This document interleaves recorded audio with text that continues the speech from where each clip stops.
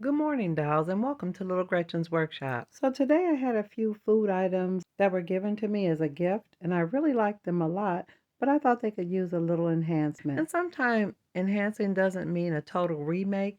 It may just mean add a little bit of paint, a little bit more detail, just to bring out the realism so things don't look cartoony or like toys. So I'm not going to do a lot of explaining in this video because for the most part you can see I'm just painting. But I just want to encourage you, dolls, if you have instances where you're really not fluid or comfortable with working with clay, you don't have to feel bad. You can buy some pre-made or mass-produced food items and just take a little time to enhance them and make them your very own. Now, with this lovely little pie, I really liked it, but I just wanted to brighten up the red from the cherry that's just below the surface of the crust. And in addition to adding a little bit more red, I also dipped the tip of my brush in some dimensional magic and added it to make the filling shine so it'll stand out a little bit more. Now, when I was done with my cherries, I wasn't quite done with the red paint because now I'm going to go ahead and work on those plates of food that I was gifted.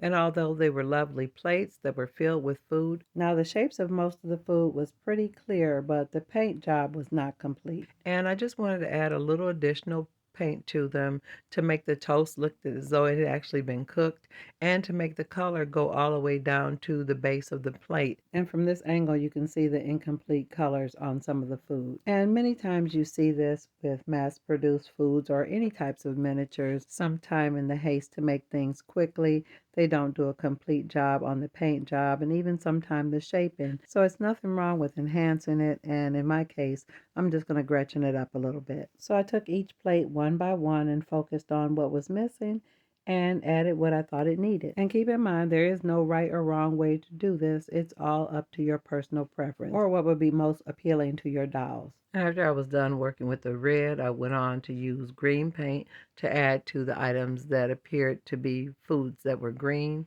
And then I worked on several of the other items that were, again, toast or bread that needed to look as though the bread had actually been cooked. Like in the case of these lovely biscuits, they were really nice, had a beautiful shape, and even the texture, but they were just too light. So I just added a little bit of the brown, in a way that would make it look as though they had been cooked, and it really brought them out a whole lot. Now you can look at the berries or the fruit on the plate. They clearly needed some extra coloring, so I just went ahead and added it. Now I'm not going to get into a lot of what colors I used because the colors you use are going to kind of be dependent on what you perceive as appetizing. You may like your bread darker. You may want it to look like pumpernickel or rye. So use your own discretion and imagination when painting and upcycling your mass-produced food items. There is no right or wrong way to do this. Again, it's what's visually appealing to your eye for your dollhouse setting.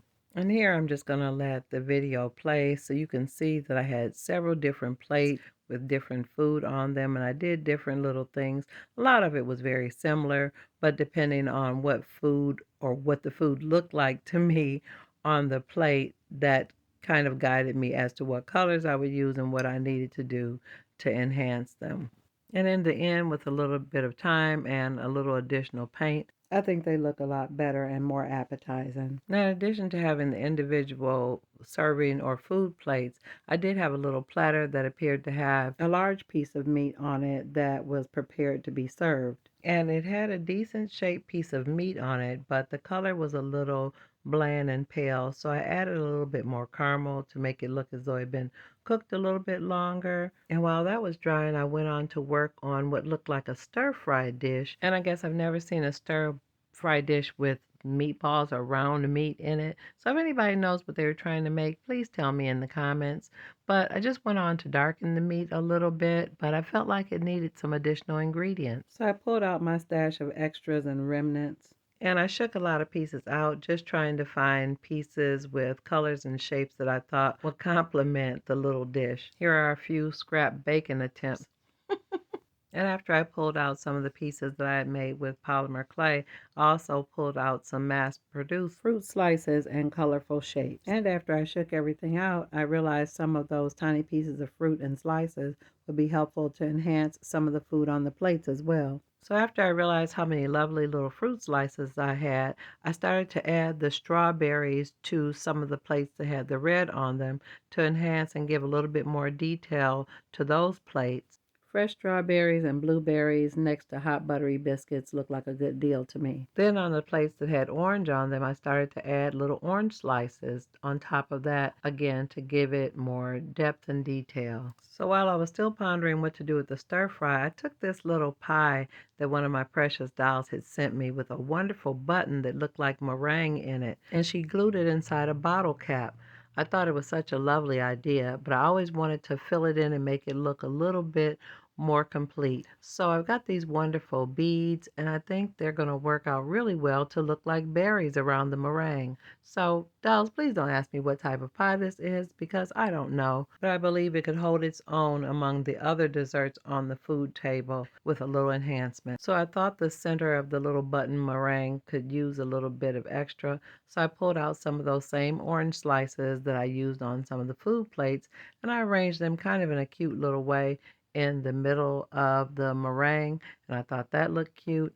And then I decided to fill in around the edges of the pie crust. I would add a little bit of my white glue, and I'm not sure if this is Weld Bond or tacky glue, but any type of white glue would work as long as it's something that would dry clear. And I delicately added it around the edges to hold my little seed bead berries in place. Now, adding my seed bead berries took a little bit more time and patience than I originally anticipated, but in the end, a little time and patience really paid off to give this little button-based dessert the respect it deserved. Now back to the round meat stir fry. So I really wasn't sure what I would do, but then I thought maybe it would look a lot better if I added what I considered spices. So I crushed up and broke up some really fine pieces of red clay and some yellow clay and some orange clay so that they would look like bits and pieces of other vegetables so that it wouldn't look like just a one or two ingredient dish. And after I had thought I had added enough bits and pieces of clay and little crushed pieces, I added a little dimensional magic to give it some shine, to give the impression that there was fluid or sauce in the pan, and that would actually help to ensure that all the little bits and pieces stayed in place and were secure as a part of the overall dish. Now I know the dimensional magic looks a little bit cloudy, but when it dries, it'll dry absolutely clear. Now you don't want to put too much because you don't want it to take a long time to dry because it's too thick. Just enough to cover the pieces that you've added additionally to enhance the dish. And there we go. I think that looks a lot better. And here we are with the bottle cap button pie all complete, and I'm adding dimensional magic to it as well. Now in addition to adding the little orange slices, I did add a couple berries just to the center of that to bring everything together. I think those cherries around the edges of the crust really did help out a lot. And I am adding dimensional magic to it again as well to make sure all of those little pieces are secure.